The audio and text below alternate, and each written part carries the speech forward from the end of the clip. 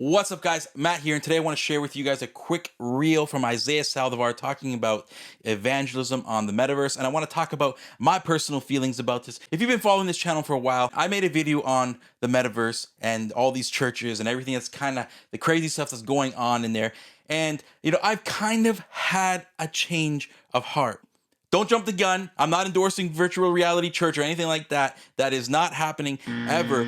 But I have had a change of heart on how we can use this, and I want to show you guys right here in this clip. All right, this clip is from Isaiah's Instagram page. He met up with some guy who, just had to share his testimony. I'm not going to really dive into his testimony too much. That's his to share. But I want to talk specifically about the method that this guy is saying that got him to Jesus. So let's just play it right here. Such a crazy testimony. We're at the hotel right now for the conference. This guy comes in here screaming and shouting, on fire for God, and he's sharing his testimony with us. So we're going to go for like a quick minute. I want you to hear his story. So listen to this. It's crazy. And so, I was addicted to virtual reality. And so I was literally in VR one night. I was about to, do bad stuff in VR.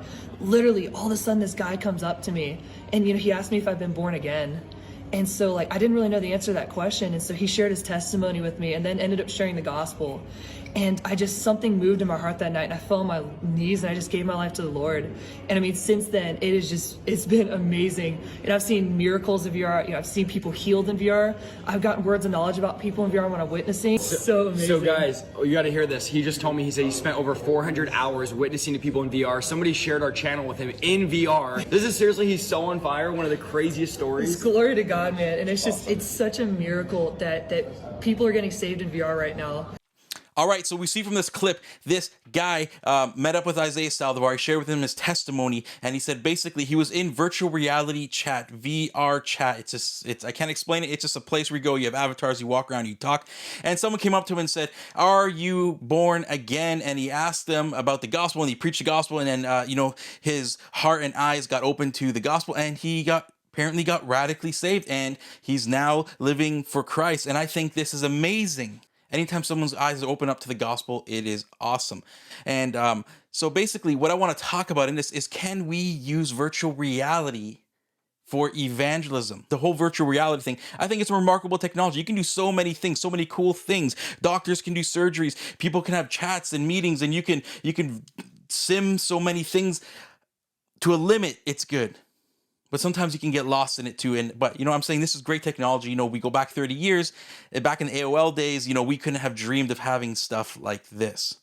But anyways, coming to the whole evangelism and the church thing, I don't think that people should be doing metaverse church. I think it's absurd. I think it's silly. We need to gather with the church physically in our local churches to be edified and just to gather together. And there's a lot of churches online, these metaverse things that are actually kind of doing weird stuff, virtual reality baptisms. Check out my video if you want to hear more about that, or check out the first video if you want to see more of that stuff. And there's some places online that actually do virtual communion, the cup and the wine thing. And I think that's just completely unbiblical, and we got to be careful with that type of stuff. But hey, everyone has their opinions. It's not to argue about that. This is my opinion. I still stand strong on that. But I think evangelism in the metaverse is something we can be open to, because you see, what I see through here is this guy was able to communicate with someone that preached him the gospel.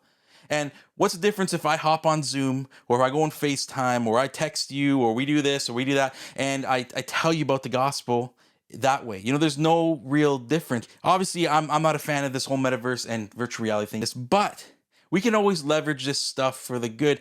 And, a lot of people have been asking, can we use it? Can we use it? Can we go on? I honestly would say, use wisdom in going on, because this might not be for you. But hey, if you're willing, you're up for the challenge, go. You can talk to anyone in the world. The possibilities to spread the gospel are also endless. So that's where my opinion changes now, is that, hey, I'm not endorsing the metaverse. I'm not endorsing this whole virtual reality thing, but I'm saying, hey guys, maybe this is something we can give a little bit of attention to, because there's going to be people there anyways.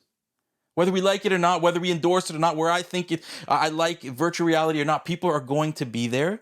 And where we can communicate, where we can have a conversation with someone, we can have dialogue, you can also preach the gospel, and that can be effective. But there are some good preachers out there that are leveraging this for the greater of the gospel. I might not agree with them 100%, but I was very encouraged by this video, because, I thought I was very critical in my first video, and I'm still probably critical about it. But I think, hey guys, if we can hop in on this, if some people can hop in on this, if people can evangelize and utilize this as a tool, then why not? This is where I think we can maybe give a little bit of attention to, but not too much, because nothing replaces the real deal.